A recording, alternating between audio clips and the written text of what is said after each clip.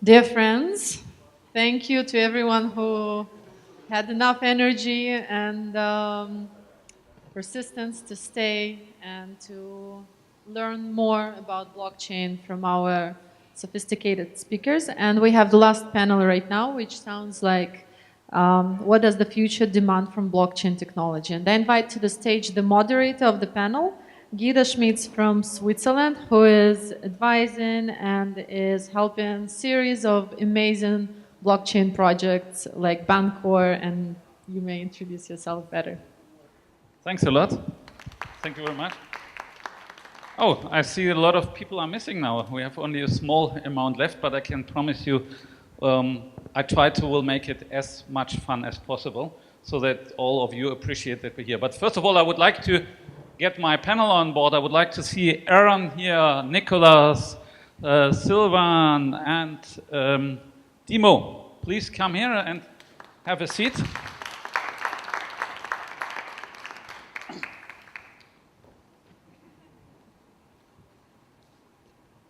So, to wake you up a little bit more, please stand up again. Take your chair a little bit to the front so that we sit a little bit more closer together. Take your microphone, your drinks you need, so that it looks a little bit better. So,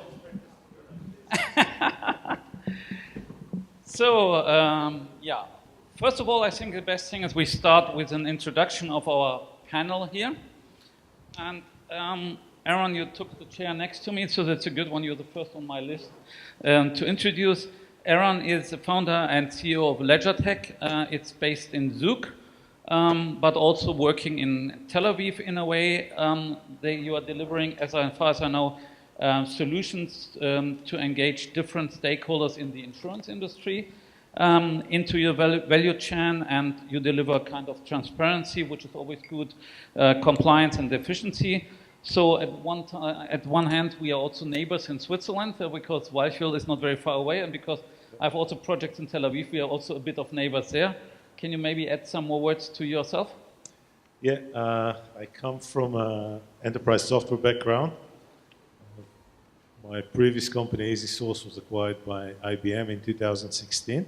We've been helping large enterprise customers, especially in the financial sectors and insurance, to better understand their enterprise systems. And through my years at IBM, I learned about blockchain and managed to combine a solution that brings those insurance customers forward, both from a technology perspective and from a market perspective, combining the advantages of blockchain and enterprise software. Thanks a lot, Eran. And our next chair is Nicolas. Nicolas, you're the CEO and the head of the crypto department of Cashfree. And Cashfree is a payment startup aiming to make it very simple, aiming to make crypto as user-friendly as possible. So simple as that. And you're based in Belgium. Could you also add a few words about your background? Absolutely. Thank you. So I began my professional journey in a startup, a Spanish startup, then went to banking, to decide that wasn't for me and go back to the startup in the crypto space. So I've worked as a market maker and liquidity provider for a while until I joined Cashfree as responsible for our crypto solution. And so Cashfree is in the basis mobile payment platform. So we looked at Asia and we saw Alipay, WeChat Pay, and we thought, okay, why are we not paying like that back in Europe? And so we decided to build something and also to disrupt the current payment system. So right now, most payments, digital payments, are being done through the Visa and MasterCard network. A lot of value is being lost there because a lot of big players want their share of the transactions, of the profit of each transaction. And so we would like to disrupt that by cutting out the middleman and also in the same time help spur crypto mass adoption by offering very easy access to cryptocurrencies and also use of cryptocurrencies. Thanks, Nicolas. Next chair is Silvan. You are the partner at TechGDPR and president of BerChain. So TechGDPR is a Berlin-based company, consulting company. You're worldwide active in achieving and maintaining GDPR compliance. You're also engaged in BerChain from Berlin, which is a company to connect the Berlin blockchain community. So there's also a relation between us because you're involved in Lisk Foundation, which is a project where I'm the managing director. So there you're involved. So I think we could meet then next time at your airport in Berlin to juggle a little bit, yeah? Perfect, yeah, of course. You can add some words, please. Right. Yeah, so glad to be here. Perhaps I can add a few words to that in terms of what we do with TechGDPR as a consultancy is basically help technology companies with privacy and GDPR compliance in general. And BerChain is actually a non-for-profit based in Berlin, aimed at connecting the Berlin blockchain ecosystem. I think Berlin is one of the most thriving systems. There are many companies doing basically building actual products and building actual value out of that city. And what we do, we make those connections, for example, with politics, but we also promote the Berlin ecosystem outside of Berlin. So for example, right now, there's one of the biggest hackathons happening in the world in the Netherlands right now, and we sent a team of developers from Berlin to that hackathon to represent the Berlin ecosystem. Thanks a lot, Silvan. So then we have Dimo here. Dimo is the CEO and founder of EOS Bulgaria and a founder of Infinited X Labs. So EOS Bulgaria and Infinitex are based, you won't guess it, in Bulgaria. So thanks very much for welcoming us at your hometown. Your services are smart contract audit, smart contract development, application development, and currently you're also holding the status of the king of EOS blockchain in Bulgaria, as far as Vaseline mentioned it about you in the net. So please add some more words to your background. Yeah, I'm really happy to be here, and thanks for the introduction. Yeah, we are currently developing the youth community here in Bulgaria, and not only in Bulgaria, but in this part of Europe, because one of the biggest powers of youth is the community. And we have seen communities around the world, but not in this part of Europe. And we are trying to show the people what the technology can achieve, how can help the businesses. And with Infinitex Swaps, we are helping businesses to integrate the technology in their business cases or everything related with their business. Thanks a lot, Dimo. Yeah, last but not least, I would like to give a small introduction to my person as well. I'm based also in Zug, in Switzerland. I'm a little bit, as you can see, the gray hair or a gray hair of the blockchain ecosystem. I'm a blockchain enthusiast since 2015. I was board member in the early stage of Shapeshift. I was the first president of Shapeshift, Cardano, Tezos, Wings, Golem, a couple of this project. And today I'm the managing director of Lisk Foundation in Switzerland. I'm a board member of Bancor, which was named today a couple of times. I'm also advisor of Vereecke Bank in Germany, which is a bank we convert to a crypto bank together with Litecoin. And I'm also advisor of Kuvorit, which is a peer-to-peer insurance, and a few others here. So before we start now with our panel, I would like to come down here. So please be scared. I'm coming just here. And asking who of you has invested in cryptocurrencies. Can you please give me a hand here? 1, 2, 3. So that's a good thing over there. Okay. So you are now the first one. I would like to ask you which projects you have invested and why. In my project, crypto ads. And any others as well? It's also X-based. It's an Ether-based crypto exchange. And why you invested in this project? It's like a regulated exchange in Europe, and I think they will grow. So take another one. I think you also mentioned it, yeah? Which projects you have invested and why? Bitcoin. Only Bitcoin? Only Bitcoin. Why only Bitcoin? The same as everyone else, to gain some money out of it. That's a bit boring. I need somebody else. Who has invested in more than Bitcoin? Anybody here? Yeah? Who? You? Which project? So I invested in Cardano when it was like 1 cent. And I invested because I just looked at an article that says is the China's Ethereum or something like that.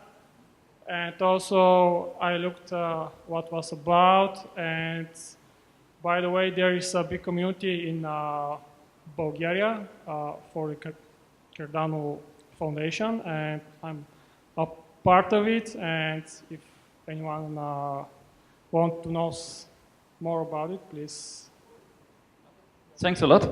Yeah, so you invested in technology, but I'm a little bit frustrated that even in this room, not so many people invested more. And then everybody is asking why our courses and so not going up. And we want to discuss the future of blockchain while we have some problems already here with the investment. So this is a good setup now. And when we now start to the discussion about the future of blockchain, I first have to apologize. My glass bowl this morning broke down, so I need now the panel and later also the audience to discuss what is the future of blockchain. I would like in this discussion now not to have a general discussion about regulation or just mass adoption. I would really like to go a little bit more specific and in detail in certain topics. So the first topic is I would like to discuss what will be the leading technology, the leading blockchain technology by tomorrow, so that other people here know to invest in which technology you should invest with these experts. If you ask me what will be the leading blockchain technology in 5 years, I would say maybe this technology does not exist at all today. It will be a hybrid out of several of the leading technologies. And now I would like to ask you, I would start with Dimo, but please don't advertise only EOS. What is for you the leading 5 blockchain technologies and why you think that this will have the largest potential for the next 5 years? Yeah, to be honest, when we say blockchain technology, I mean, everyone is thinking about Ethereum or Bitcoin, etc., etc. The whole idea is that the technology that is going to reach actually mass adoption need to solve a few problems that each business needs. And these are things like performance, UX, scalability, and a lot stuff like that. And my problem at the moment is that we haven't seen yet the blockchain technology that could solve these main problems. And we should think about more about the businesses and the end users, because these are going to be the people that are going to use the apps, but they won't know that they're blockchain based. So we need apps that could work fast, that could work without any lagging. They need to be really perfect UX. And the reason why I like so much EOS is, this is the reason. EOS is the first blockchain that can provide the things that the business and the end users want. Any other, beside of EOS, where you say these are technologies which will be the fundament of the future applications? Like a specific blockchain, or? You can name some. I could say that Tron has the potential, but I'm not really familiar with Tron blockchain, so I don't want to give my opinion on it. But yeah, we need blockchains that can actually solve the main problems in order to achieve like a mass adoption. I wanted to give the word to Nicolas, but Eran is already hot on his chair. What is your opinion according to that? I'm a bit itchy when we talk about this. I would divide the market into two sections. I would say enterprise blockchain on one hand and general purpose blockchain on the other. So on enterprise blockchain, the two leading platforms at the moment are Hyperledger, which is heavily supported by IBM, and R3 Corda. We see a lot of financial institutions using both technologies. There's a saying among the CIOs that no one was fired for buying IBM, so they're doing quite well. They just launched a payment network. R3 is heavily adopted among banking and insurance. We see Ripple for payments. So if I had to gamble, I'd say one of these three, or maybe all three of them, will continue to govern the enterprise space. Bitcoin and Ethereum are here to stay. On the other hand, they're not capable of handling the mass volume of transaction that requires for banking and insurance. In fact, it takes more than an hour to approve a block on blockchain just because of the amount of computing power that some of the groups have, so in order to prevent fraud and so on. So I would definitely say the three major enterprise blockchain technology are here to stay. I think, Nicolas, you have also a little bit of security background. So if you look to the blockchain technologies, which of them you think are reliable and sustainable and will lead to the next 5 years? So the way I try to analyze blockchains and which one I predict will be successful in the future mainly revolves around not so much the technology, but more the problem that they try to solve. So blockchain has endless possibilities, and I think most of us can agree that in, let's say, 30 years, every kind of industry will be touched in some way by blockchain. But the way I like to look at what blockchains technologies will shape the future, or who will be successful, is which ones can be used to solve a problem we have today, and which ones they can add most value in that sphere. And so you already discussed the enterprise blockchains, and I fully agree that there's the three bigger ones that you talked about. When we talk about store of value, which as an economist I find very interesting, and one of the most compelling arguments for me for something like Bitcoin is the fact that it is non-inflationary, and so there I think that Bitcoin will be the dominant blockchain. Another space that I find very interesting, and I think we'll see a lot of changes in the not so distant future, is securities. So the discussion, I think the first panel discussed more about securities and the digitization of assets. And I think there we'll see one blockchain emerge. And I would say that I predict that one would be Ethereum, but that's, well, we can argue about that. But that's also a space where a lot of value can be added by, removing a lot of centralized systems that, take a lot of fees when things are traded. And finally, I think there's also some room for a blockchain that makes the link between different blockchains. And it's going to be, we're going to have to wait for the future to see which one emerges victorious in that space. So Silvan, you are now going for the Stitch voting. What are your top 5? Yeah, I think there's been some good suggestions from the other panelists, but I think there's still very much a tendency to look at blockchain technology as cryptocurrency.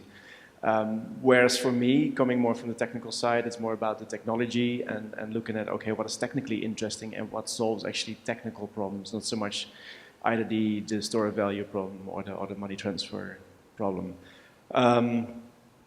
And the other thing that I find interesting, and I'm getting to naming one as well, is the privacy aspect, because there have been different attempts in the realm to do things in a more or less private way, and that was one of the intentions of blockchain. Now, of Bitcoin in the beginning as well, but that turned out to be more of a pseudonymous address that exchanges all know who's behind that. So where's the anonymity aspect of that? So in my mind, and we did a bit of analysis on that protocol, Zcash is, for example, a very interesting one, incorporating zero-knowledge proofs, another interesting technology to actually warrant the privacy of the user of it.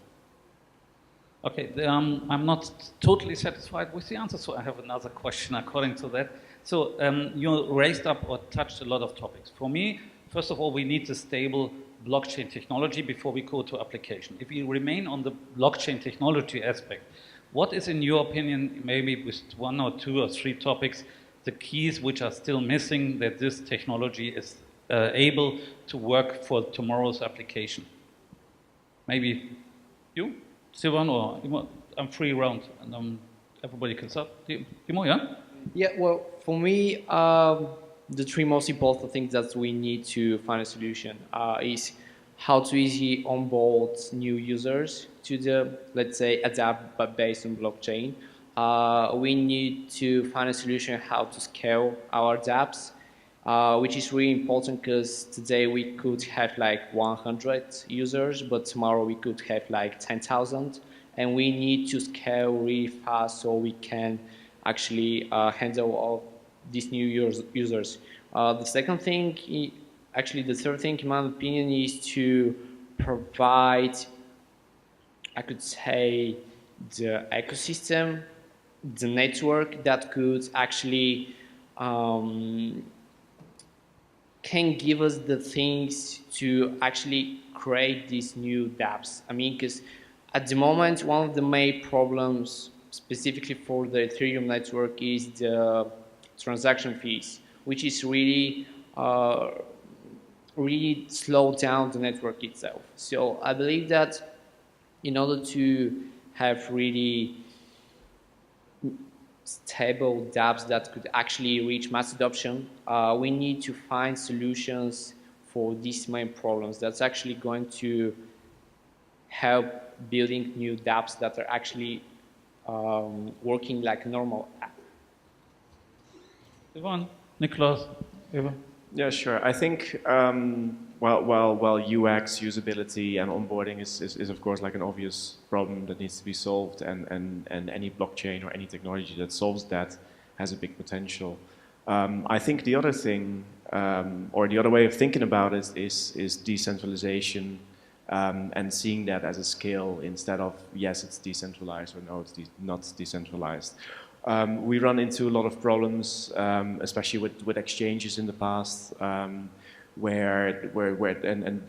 those basically evolve from situations where we're trying to re-centralize something that we have decentralized before. And I think we've seen a lot of problems around that. But I think, meanwhile, we're also at a point where we have to appreciate that complete decentralization also doesn't work in many situations. Look at enterprise blockchain, of course. There's a rather proof of authority instead of proof of work, or other ways of gaining access to that network that are much more suitable for the corporate environment, for the corporate situation, that are very important over there. And I think another interesting example, and also a possible way of dealing with compliance issues is for example the delegated proof of stake, as we have it in EOS. I think there's certainly some kind of merit to finding a balance between centralization and decentralization for the situation where it's appropriate for. Yeah, some people say proof of work is not the right proof mechanism. Others say it's proof of stake or proof of delegate. In your opinion, is this the one now the proof we will see in the next 5 years as a standard, or is it something where you say it's still something which will be replaced within the next 2-3 years? Well, from my point of view, we're far away from any kind of standardization. We're still doing what can basically be seen as a lot of proof of concepts, perhaps some early pilots, and people are coming up with very interesting things. But I don't think we're ending up anywhere yet that will basically come through. I think it's too early to say that, but we need to see all these experiments to end up somewhere, right? Nicolas? To pick onto that, I also think that different blockchains with different use cases will end up with different consensus algorithms. So in Can you just put the mic a little bit closer? Sorry, yeah. So different blockchains, different consensus algorithms. And just to come back to your question about what is needed, what technology is needed, I think one important technology that would help blockchain in most of its use cases is links to the real world. So if we can find a way where we can put an identity on top of a blockchain, and that identity can be a person, could also be an IoT device, can be a product, could be some object. The moment we can do that, I think a lot of doors start opening, and a lot of cool things can be built on top of that. If I can jump in, I think indeed this identity point is so important, that's so central to anything that's happening in blockchain. So that's a problem that certainly needs to be solved rather sooner than later in order to move forward with anything else around that as well. I think we're missing the point a bit here, because I don't think that technology is the real issue here. If there are technological issues that prevent blockchain adoptions, this will be solved. At the end of the day, technology is not that complicated. I think what we're missing is proper use cases for blockchain usage. And when I talk to potential customers, and specifically with potential investors, the question they keep asking me all the time is, Okay, why blockchain? What's so special about blockchain that it solves a problem that you cannot solve with any other technology? Now, this is a quite difficult question to answer, in my opinion, because like all technologies, we manage without it. So, maybe it improves some bits and pieces around the edges, but is it really a game-changing technology? And when I try to think about the use cases for blockchain, the obvious one is, of course, being anonymous when you make a payment, but this is primarily promotes criminal activities because most normal people have no problem going through a KYC, know your client, processing a bank, and then performing a transaction. So blockchain can change, can replace cash when we're doing transactions that we either don't want to report or don't want the regulators to know that existed. That's a very good use case, but very difficult to raise money for it. There's some others around, I would say, shipping and identification of containers and knowing where the merchandise is, letter of credits, but that's where kind of my imagination stops. So if you have any opinion, that will be interesting to know. No, thanks for the good recommendations. Please stay in the room, not go out now and trade and buy the recommendations here from the panel. Wait until I have left the room and give me 20 minutes, and then we can continue. I would like to raise here spontaneously another topic. So what level of privacy we need in blockchain, and what kind of level of privacy we can grant to people, because different people have different requests according to privacy. Silvan, maybe it's closest to you, that you start and then the others join? Sure. I'm a big fan of privacy, and I think the main reason for that is also because of the current information asymmetry. We live in a data economy where a lot of large organizations have access to a lot of data about all of us. And we don't know anything about those organizations. And I think that is for me the main driver why privacy is important. Now, if I pay cash for something that I buy in a shop, that's pretty anonymous. So why can we not they don't have a face recognition CCTV? I don't think, no. Yeah, right, but that's the other point of privacy, right? Where like, should we be under surveillance all the time? Do we need this? And of course, there are many people that say, well, yeah, sure, there may be criminal activities or terrorism or whatever that is. But does that mean that we don't have? It's actually anchored into the European Convention of Human Rights, right? Article 8 is like everyone has a right to their privacy and private life. So I think that is a big reason why we should also have this, and also perhaps with certain limitations. And I see that certain limitations may make sense if you talk about large financial transactions. Do we want millions to be moved around without identifying those people behind it? Perhaps not. But if I need to pay for 100 euros for hosting, like, why do we need to go through KYC AML? I'm going to curve this ball back to you. What do you do about the right to be forgotten, which in blockchain is really impossible? That's actually not true. No? But we can have a very long conversation about it, but I would look at the moderator to see if that's in scope of what we're talking about right now. Dimo is also quite nervous now, wants to contribute a little bit to it.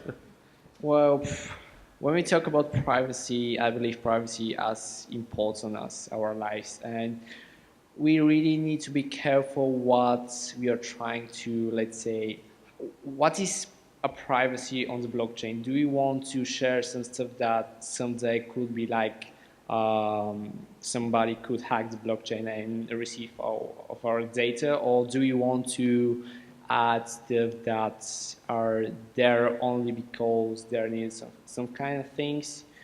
I believe it's more about the question, if I have the right as a person to decide about my data, or if I have to open all data at least to anybody, so coming up with a full transparency, especially from the government perspective.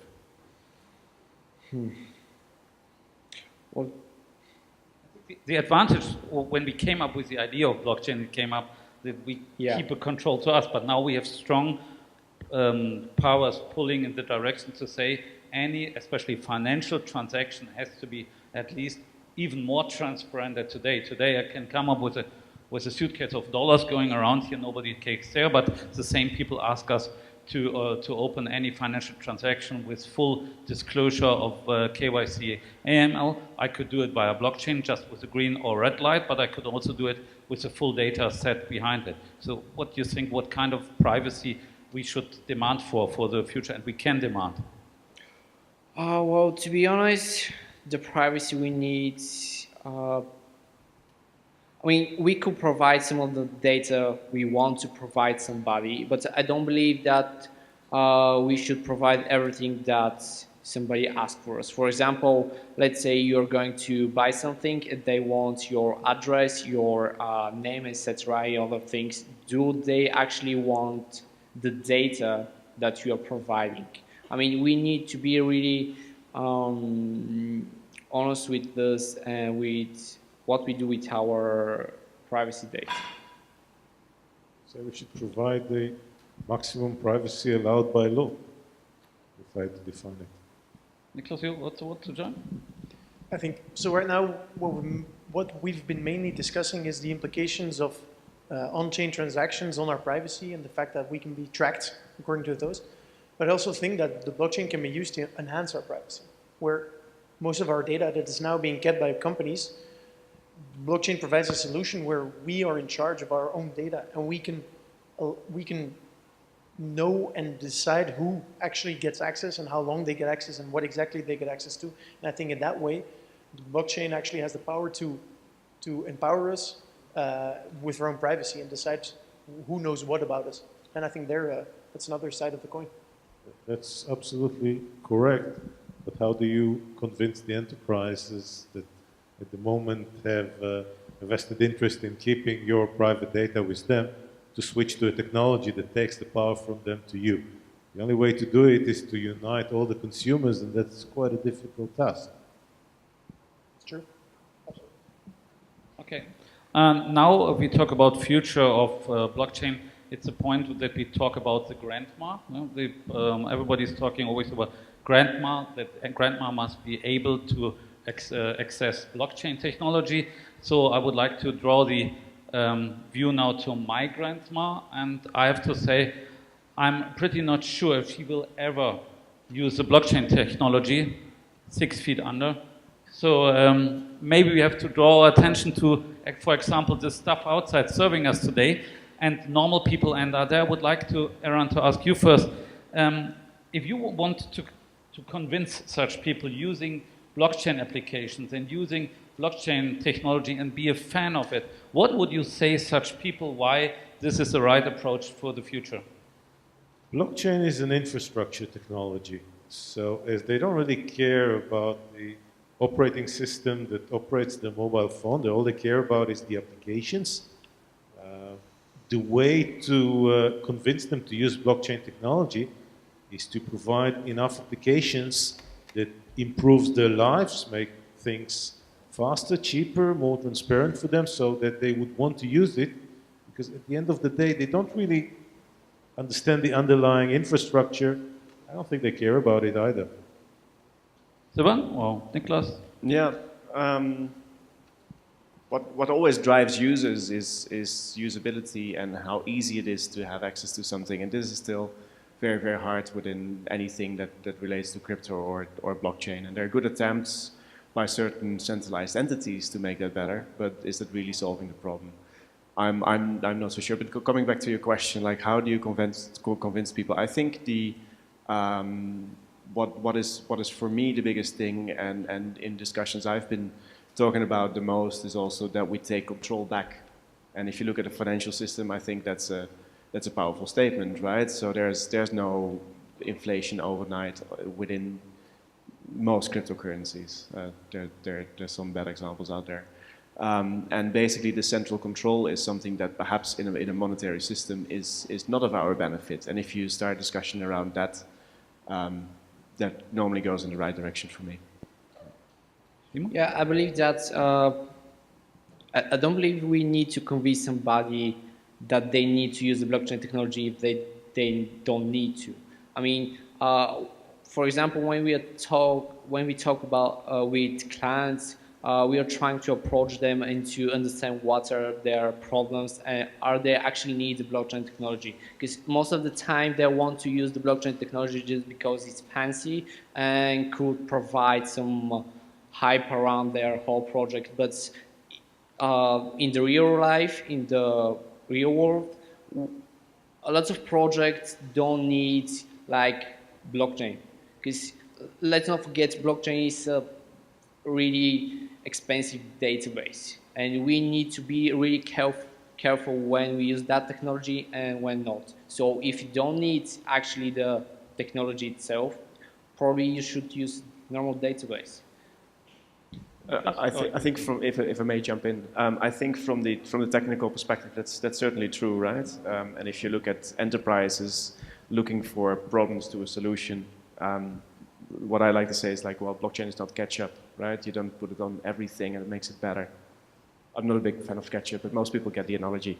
So I think, especially in technical cases, that's absolutely true. But like on the consumer side, I think where we ended up before is like we're probably not going to change the world unless we get everyone to buy into it. So we need to find a way to get people, get your parents and whoever not to buy into this, which is probably even more than a movement than a technology on the crypto level. I think that's important. Yeah, to be honest, I've met a lot of people that are actually innovative in the blockchain industry, and actually we're starting to see more and more people that are using the blockchain technology for a really new solution, new business models, not like I'm going to use the blockchain technology because it's fancy and stuff like that. And I think this is, we are really early in this period, but I believe with time passing, we are going to see more and more actual using of the blockchain itself. Nicolas, you also wanted to. Yeah, so this question is exactly what we at Cashfree try to solve. So we want to make grandmas able to pay with crypto. Sorry, not your grandmother anymore. Sorry. And so the way we want to do that is, because a lot of people are still, like, we want to change the mindset.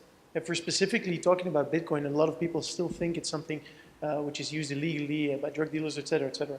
And so we want to change the perception, and we want to let them know that Bitcoin is nothing else than a means of transaction. And so the way we do that is we lower the barrier to the use of those cryptos, and Bitcoin specifically, to as much as possible. So where users can start thinking about their cryptocurrencies as if they were euros with which they pay.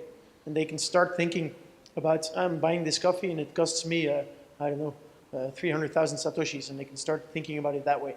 And I believe that, especially in Europe here, we don't yet see the necessity of a non-inflationary currency like Bitcoin. But if you look at Venezuela or some countries in Africa that have corrupt governments that keep printing extra money, we see people moving towards these hard currencies.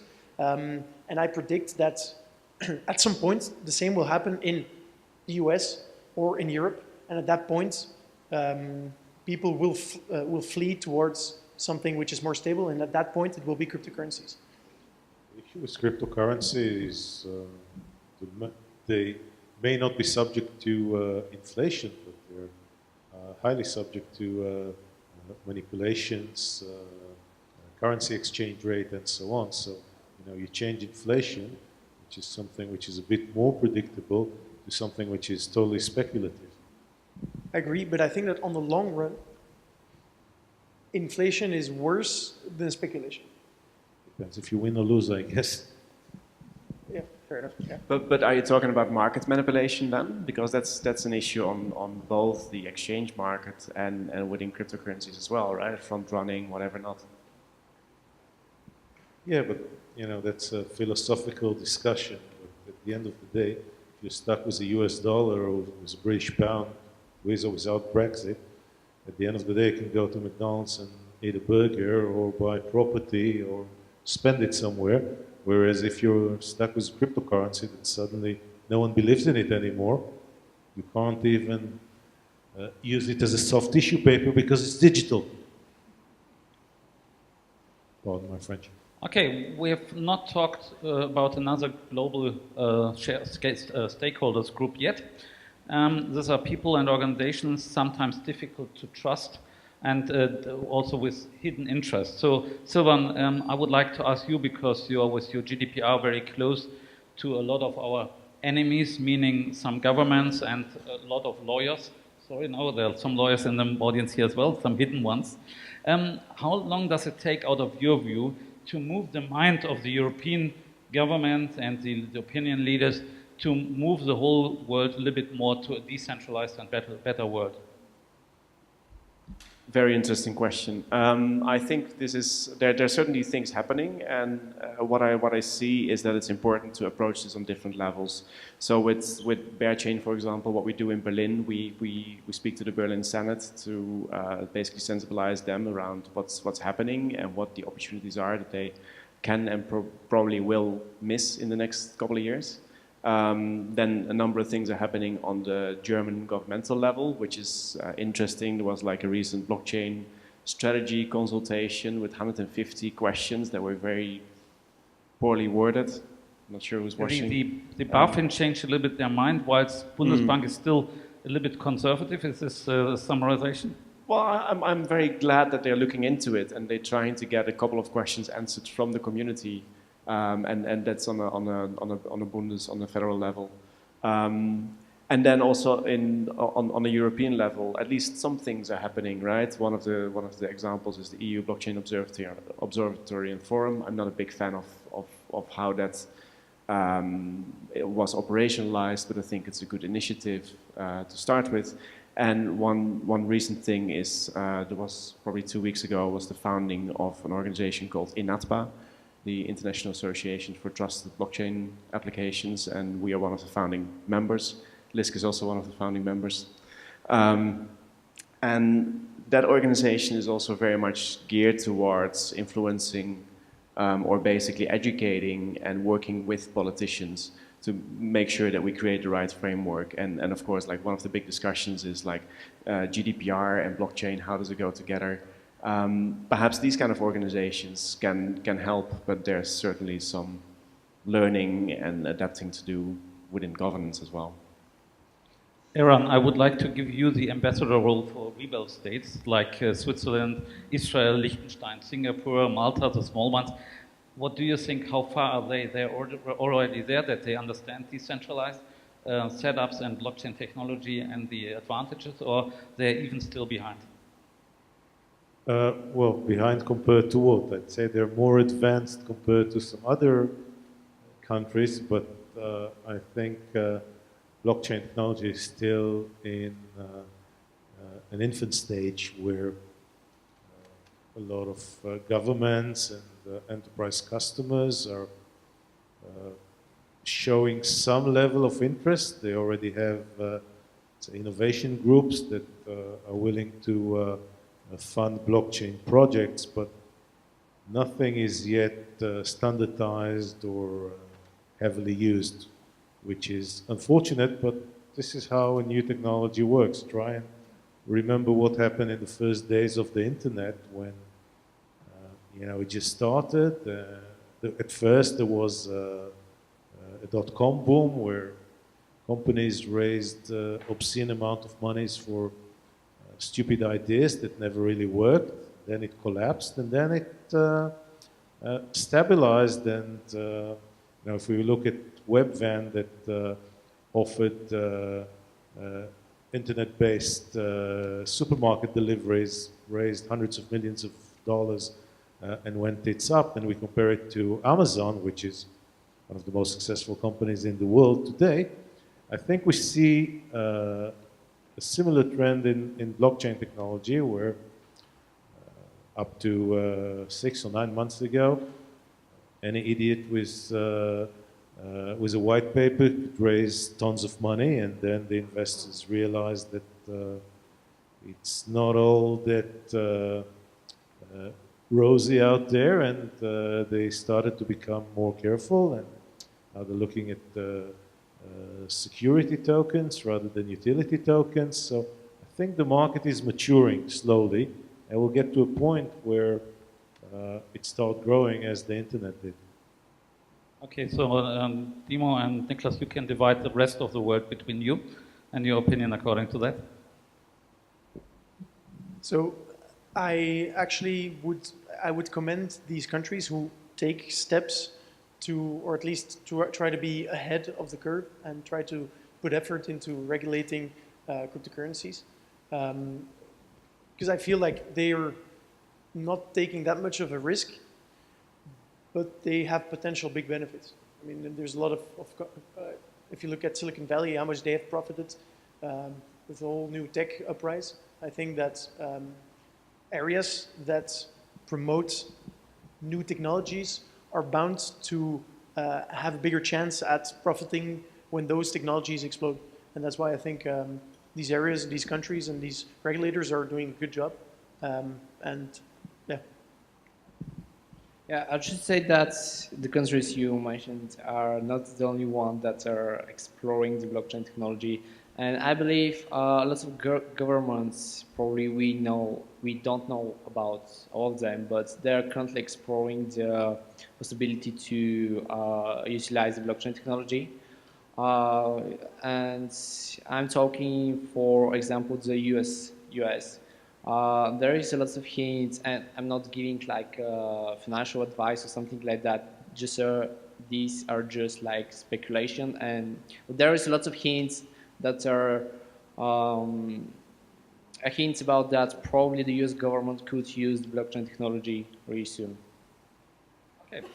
I think we are a very decentralized panel. We have to. So I will now leaving my chair and give it to Nicolas, please, for the next question, please.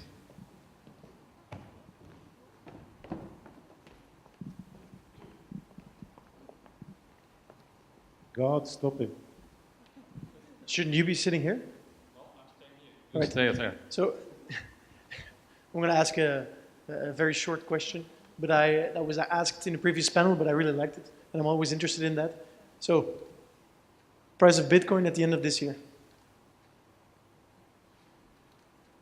Well, I have no clue, but at the end of the day, I think it's worth nothing.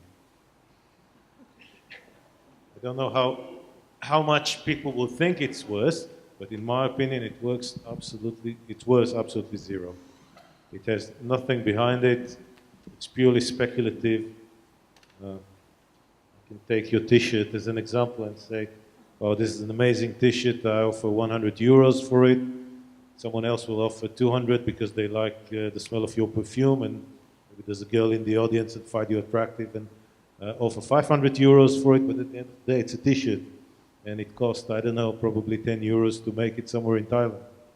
So it's 10 euros more than a Bitcoin should worth, in my opinion. I think we're all, you know, like the value of the intrinsic value of things around us is in no relationship to what people pay for it. $8,500. I probably will agree with Silvan. I'm not really into that crypto market. I'm all about the blockchain technology, so yeah. So Nicolas, what's your estimation? I'm going to go for 11K. Okay, I think somebody did. Yeah, so the Bitcoin man here disagrees, of course. Okay, so I have a group of guys here from the audience that all disagree that with that gentleman up there. Bitcoin is definitely going to be the future, you know. Okay. We have so many stable coins here, like we mentioned earlier. The whole entire blockchain community that's built from Bitcoin. We are talking about new cryptocurrencies that came about as well. And like this gentleman mentioned earlier, that you can even use Bitcoin at the casino here in Bulgaria. Yeah? Yeah. And again, So, I would separate between the Bitcoin itself and its value and the underlying technology. The technology is great and will be used for a lot of useful purposes, but the value of the currency itself is whatever people are willing to pay for it. And at the moment, the value is being derived from people who are thinking that there may be someone more stupid than them who is willing to pay more, and that's why they're buying it now for a certain price, because tomorrow it's going to worth more. that's purely speculative. There's nothing behind it. But we can count those speculations into our calculation, right? So we can and I think that's the art of predicting anything in the market. Of course, you know, sometimes things happen like in 1929 or in 2008, and then we're a bit fucked. But you know, I can contribute with one thing. In one of my projects, I'm now preparing a tool so that we have a kind of a simulation of the cryptocurrencies we hold in this project, and to see what happens if it goes 5% up or down, and what does it mean for the project and the cash management of the whole project. So I think nobody in a project says Bitcoin will be zero, because then we are all out of blockchain system at least, and then we have to find for a new job. But I would like to get now a feedback on our panel, because we have been now together. How you like the panel, and did you get the answers for the future of blockchain? Not really. I mean, a few things were interesting, but I couldn't really see like the potential and like any like interesting concepts that we can apply to and use blockchain for.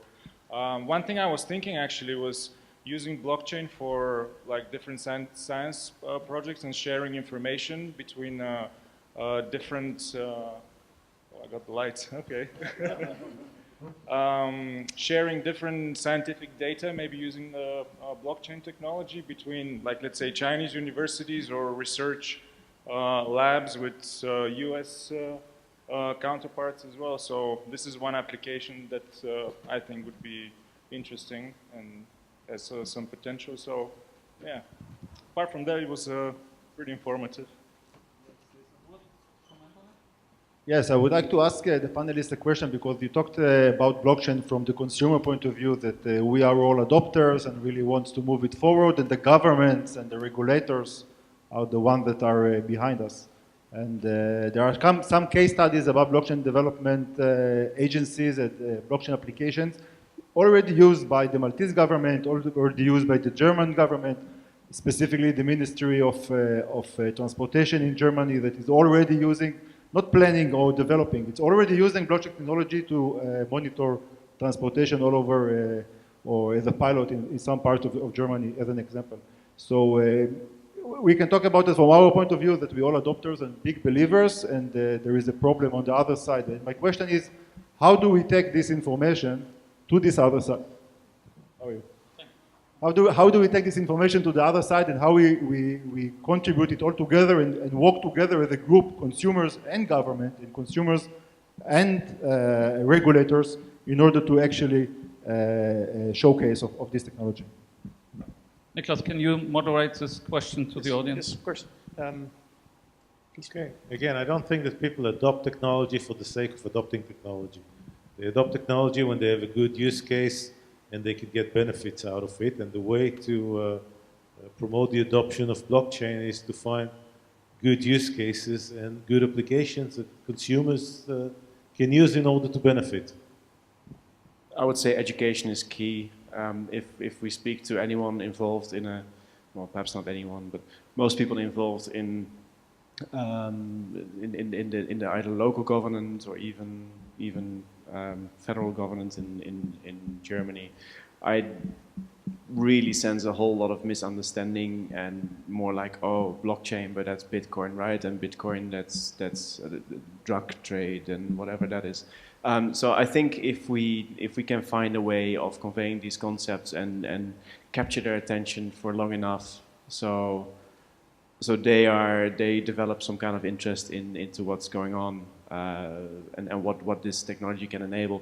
I think that is key. And actually, by the end of this month, we're organizing a workshop with 2 secretaries of state in Berlin, and also look at, okay, what are, for example, useful use cases for the city of Berlin, like where in public administration can blockchain actually help, and through this way trying to open their eyes and get some buy-in from this level. So my point is education. Dimitar? Yeah, for me, healthcare, because at the moment there is lots of problem in the healthcare industry, and I believe blockchain can be used with really, how could say, like, huge amounts of power inside the healthcare industry, because at the moment we have a gap between the patients and between the doctors and the companies that want to use some kinds of medical data of their patients. And I believe the blockchain technology is a perfect example where we can use the blockchain, where we could, for example, me as a patient to sell my medical data in order to receive some tokens for it. And at the same time, this data can be used for some researchers for new kinds of treatments, and etc. Because at the moment, it's really hard in the healthcare industry to get all the data that you need at the moment. Thanks very much. I think it's also important for the whole blockchain ecosystem that we contribute with the funds which were given to us with a certain amount also for education in general, because this is our self-obligation, and if we don't educate the world and invest in it, then we are not coming further. But in any democratic system, we should not only talk to the right wing, we should talk also to the left wing. Anybody wants to comment on? Did you like the question? Okay. Oh, there's one here. You are not interested in our discussion. You are taking Facebook. What was your opinion? You got your answers to the future of blockchain? Future of the blockchain. Well, I guess there's a lot of application, you know, trying to make the connection between the real world. So you cannot just stay in the crypto world. So I guess the key to success is how do you actually apply the blockchain technology to the real world to let people generate revenue in fiat currency instead of just tokens. Thanks a lot. Nicolas, any comment from the audience to last comment, last round? Actually, From the panel. I was interested to get back to the point about the government, because I'm from Belgium, and we're a very social country. And the perception I usually have from how a government works is that it's usually less efficient than your traditional for-profit company. And I think that blockchain technology could actually have a big impact on a lot of functionalities that a government takes on itself in order to help it to become more efficient. And so there, I think there's huge opportunities. So we're talking identity, proof of identity, proof of ownership of land, et cetera, et cetera. And I think there's a lot of potential benefits. However, I also believe that because of the inherent inefficiencies of governments, it's going to take a while before they start adopting these new technologies. So although there's a lot of potential, I think it's going to take a long while. And I think corporations, for-profits, who would have less benefit from blockchain technology will still beat governments in adopting those. Eran, last comment? Well, originally I'm from Israel, so I'm used to a non-functioning government. So that will be an interesting change. On the other hand, I'm dual nationality, so the British government is not doing very well either when we look at Brexit. So not sure if politicians are smart enough to understand the value of blockchain. Excuse my sarcasm. Silvan? Nothing to add. Dimo? Nothing to add. Okay, then I learned that in Bulgarian language it's very easy to say thank you, nämlich merci. Merci to my whole panel here, to Silvan, Nicolas, Eran, and Dimo. You are all, I think, in my opinion, blockchain enthusiasts and nomads which are working for the blockchain ecosystem. Thank you also for that. Thank you also to your audience and your contribution. It was a test, spontaneous test, but you did very well, so we had, I think, a good communication here. And also thanking for our next block. I know that there's a last speaker coming up, but I would like to thank the whole team of Next Blocks with their heart and their passion and their engagement you're doing here to organize in Bulgaria this event. I think it's important that we go around the world, and it's really super that you always come here to do this conference. So hope to see you soon. And now I try do vidania. Thank you, Guido.